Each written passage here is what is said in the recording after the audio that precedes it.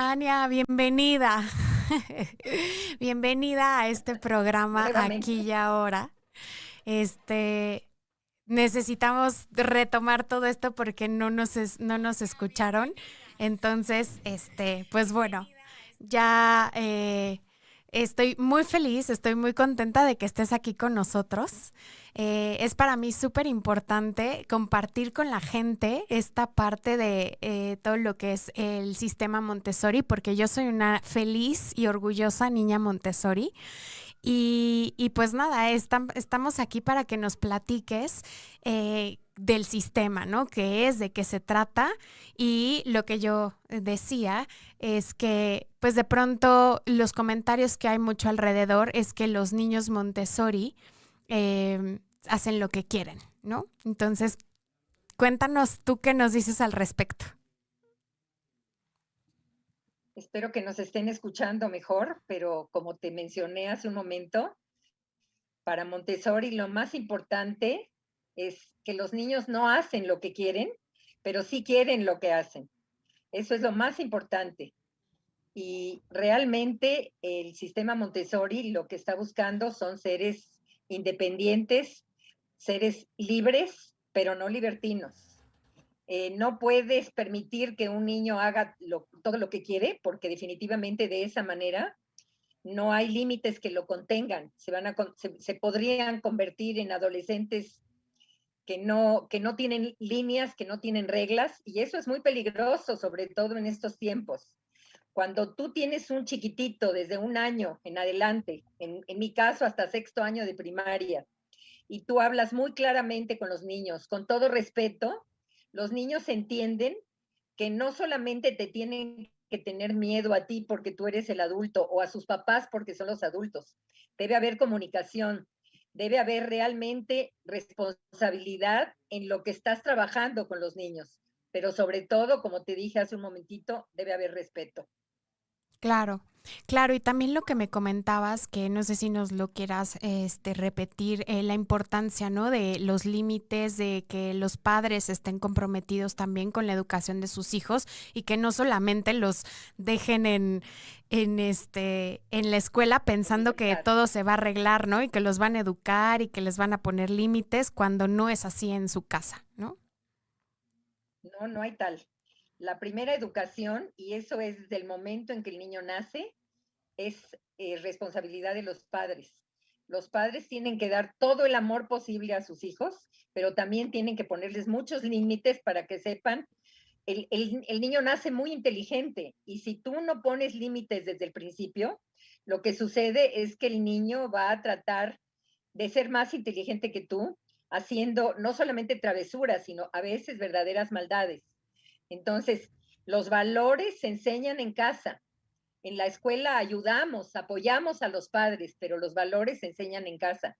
Lo que te mencioné hace un momento es que nos hemos dado cuenta, muchas veces yo no tengo conocimiento en escuelas oficiales, pero sí tengo conocimiento de muchas escuelas privadas, en que los padres al pagar la colegiatura sienten que la obligación de la escuela es educar a sus hijos, es darles valores a sus hijos y eso no hay tal. Realmente el niño requiere primero que los papás les pongan los límites necesarios para que al llegar a la escuela los apoye y la escuela pueda realmente contribuir a que los niños crezcan como los adultos que serán del mañana.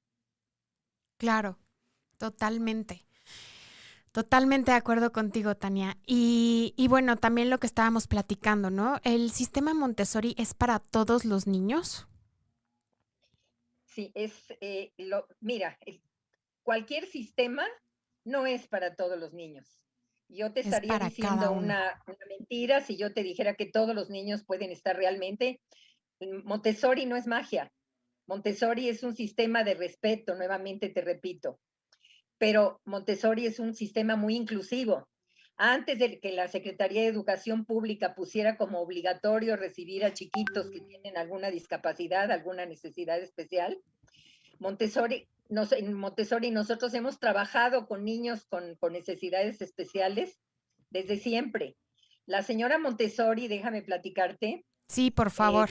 Ella nació a finales del siglo XIX y para 1907, bueno, se quiso estudiar, ella quería estudiar medicina en realidad, y esa fue su tarea. Fue la única mujer médica María en Montessori. María Montessori, en el medio.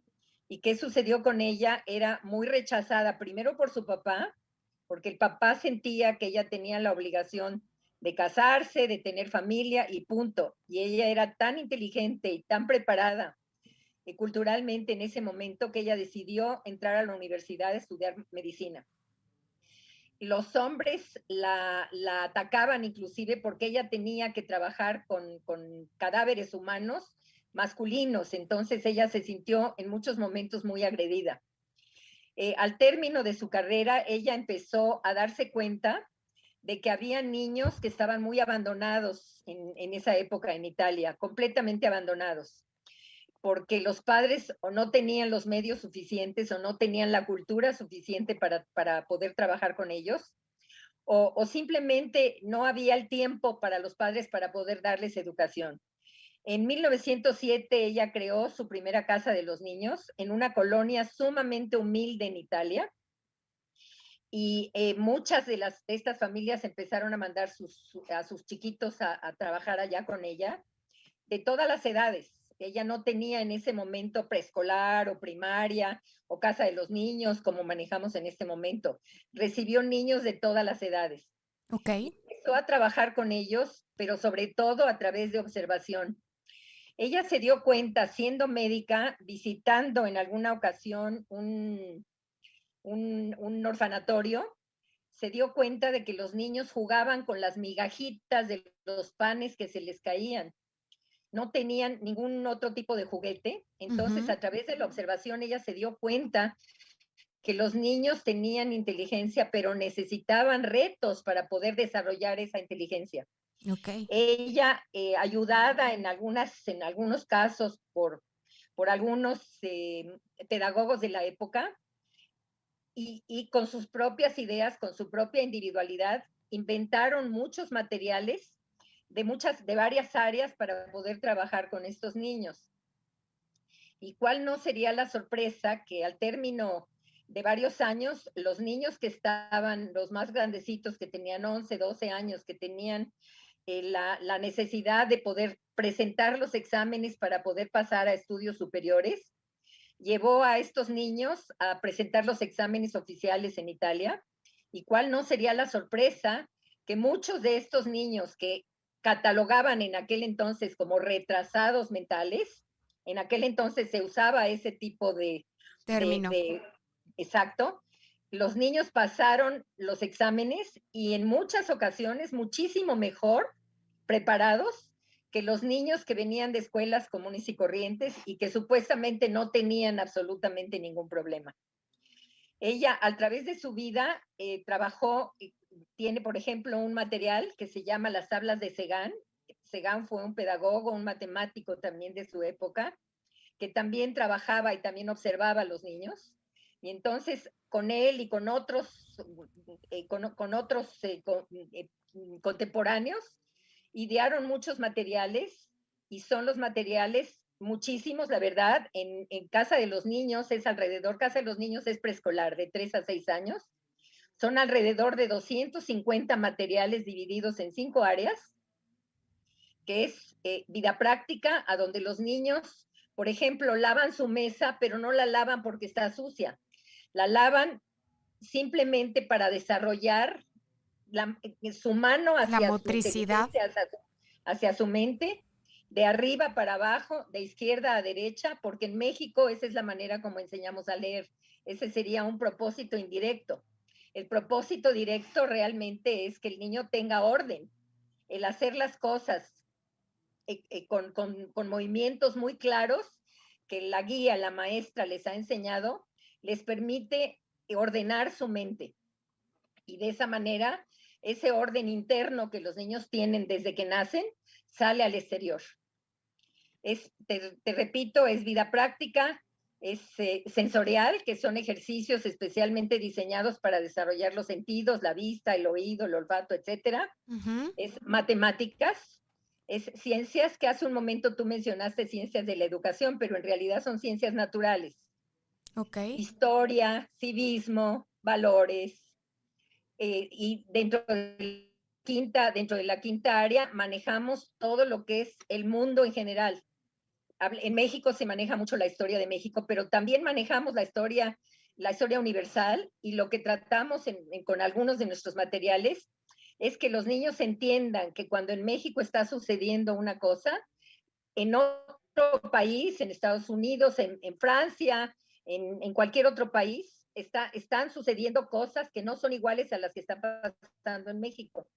Lo que pasó en el siglo XIX pasó en su momento en Europa, pero también pasó en México y también pasó en Sudamérica.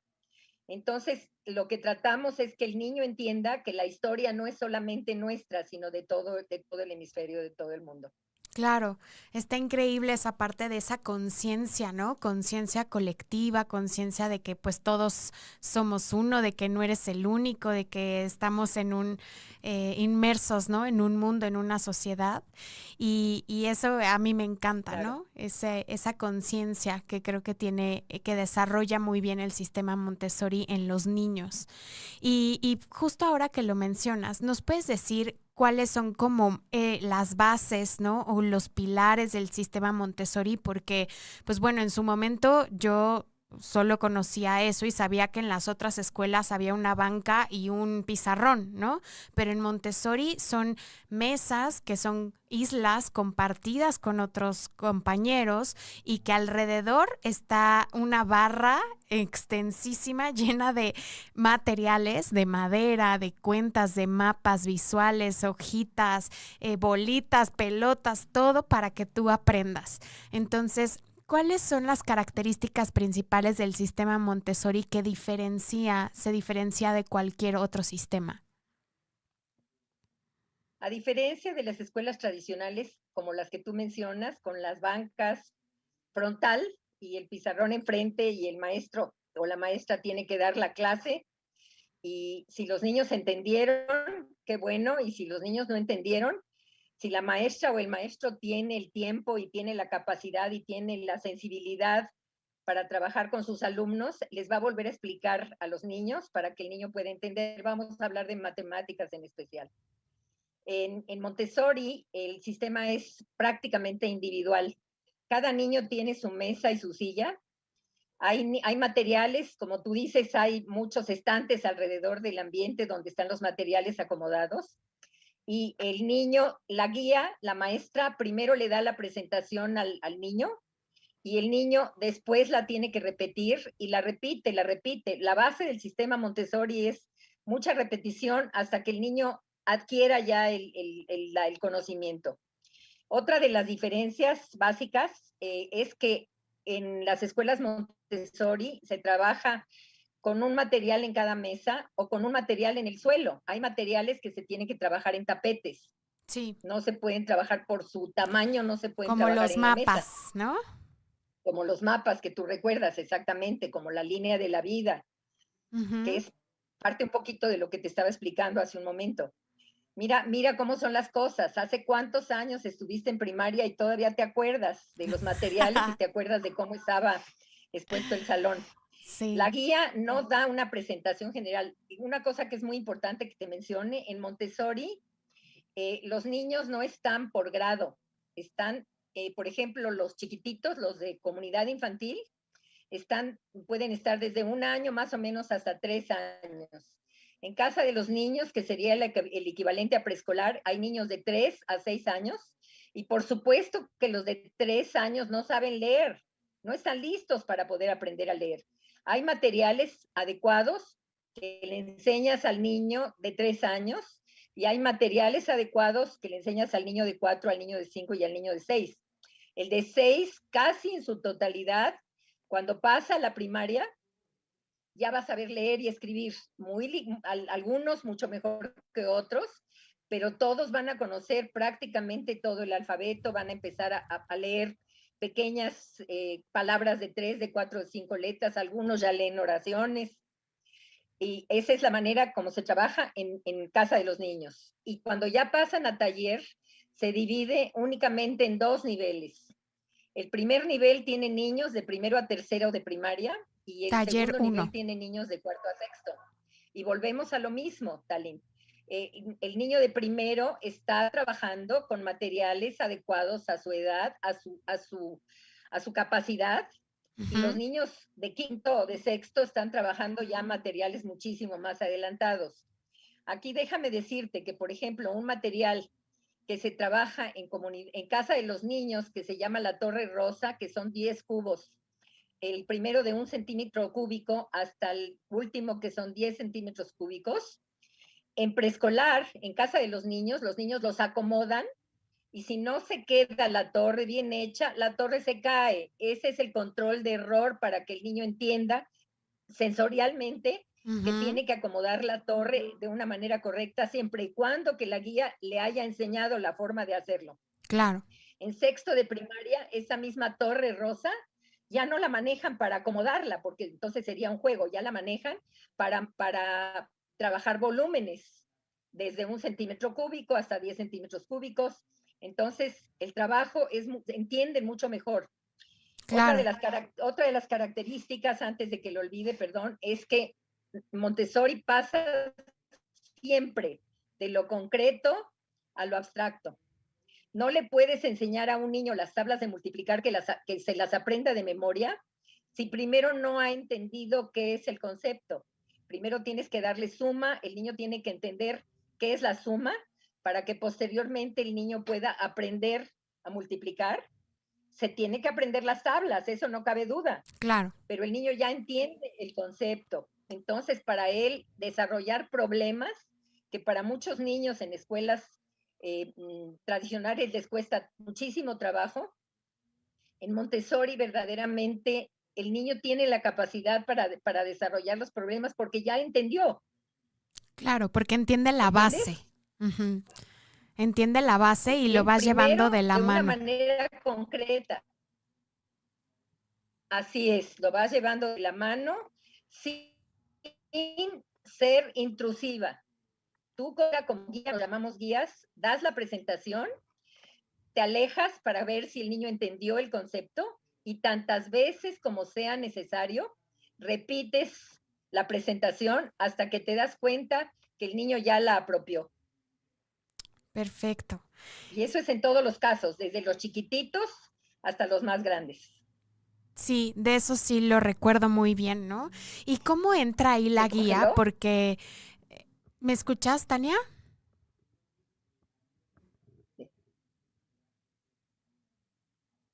No te escucho muy bien. Ok, sí creo que la conexión está un poquito fallando el internet. ¿Ahí me escuchas bien? Se supone que tengo buena conexión de internet aquí en tu casa. Ok.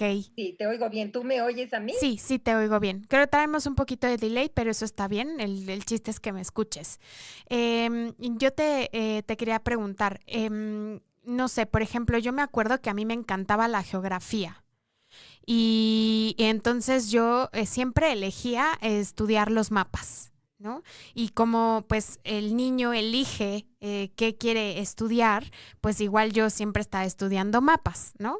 Pero si hay una guía, que no le llamamos maestra, le llamamos guía, que entonces me dice, a ver, Talin, pues Claro. ya estudiaste suficiente geografía, ahora vamos a estudiar matemáticas, que es lo que te hace falta, ¿no?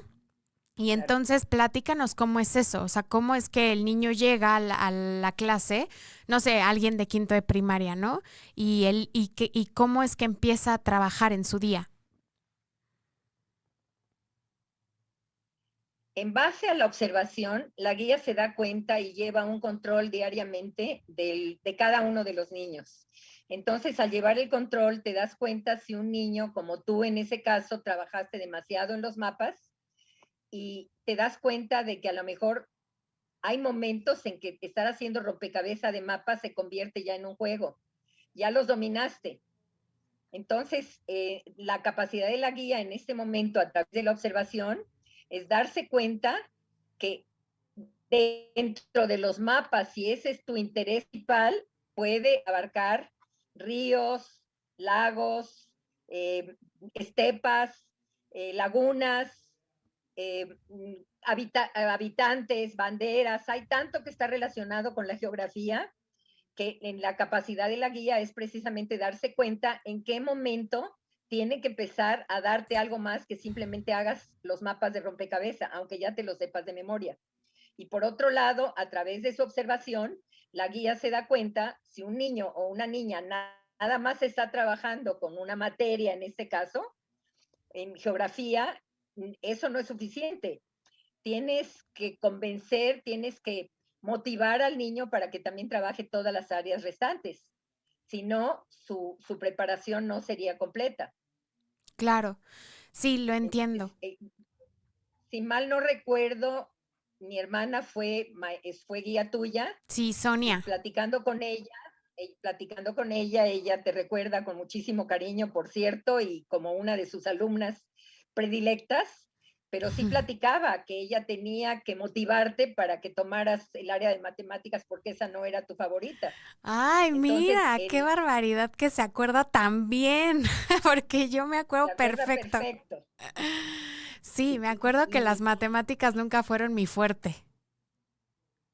bueno, tú ya sabes que tenemos diferentes inteligencias en nuestro cerebro y hay niños y personas que estamos más capacitadas para la creatividad y hay otras que estamos más capacitadas para la filosofía y otras que estamos más capacitadas para las ciencias y para las matemáticas. Sí. Yo soy una de esas. A mí la filosofía no era mis áreas favoritas hasta que entré a estudiar la licenciatura y descubrí que me encanta. Me encanta. Descubrí a Pitágoras, descubrí a Sócrates Qué y padre. descubrí a muchos educadores de las diferentes épocas y descubrí que finalmente sí me gusta la filosofía. Qué padre, qué increíble. Pero sí, me acuerdo mucho de eso, ¿no? De la guía que te tiene que dar, la bien llamada guía, para irte dirigiendo, ¿no? En cuáles son, pues, las áreas en las que tienes que aprender y desarrollarte, Así ¿no? Y es. no dejar que Todo se basa en la en la observación. observación. Claro, todo se basa en la observación, Tali. Ajá, Tú tienes la obligación, no tanto obligación, la responsabilidad de saber qué es lo que tu niño o niña necesita. ¿Me sigues escuchando? Porque dice que la conexión está inestable. sí te escucho, pero hay un retraso. No pasa nada, tú sigamos platicando. Ajá, ok. Te digo, parte de nuestra preparación como guías es precisamente observar y darnos cuenta de cuáles son las necesidades de cada niño.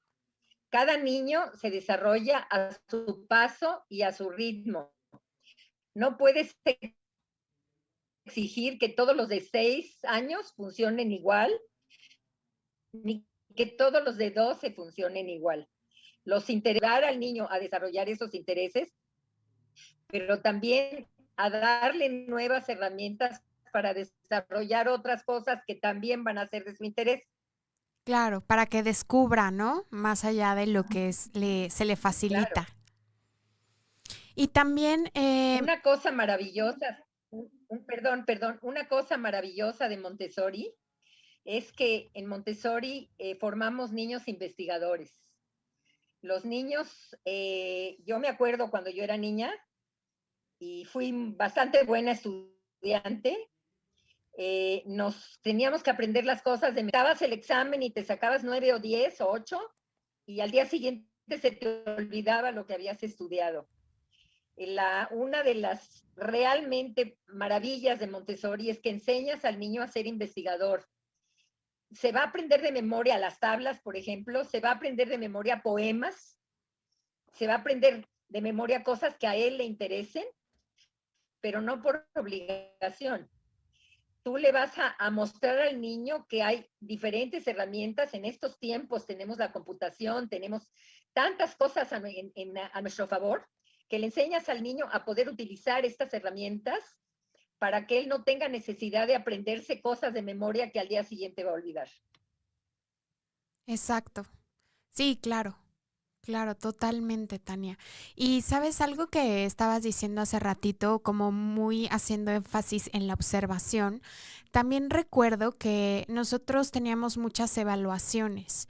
Sí me acuerdo que ya pues en sexto de primaria hacíamos algunos exámenes porque pues eran como requisitos para la SEP, pero estábamos siendo evaluados sin que nos diéramos cuenta.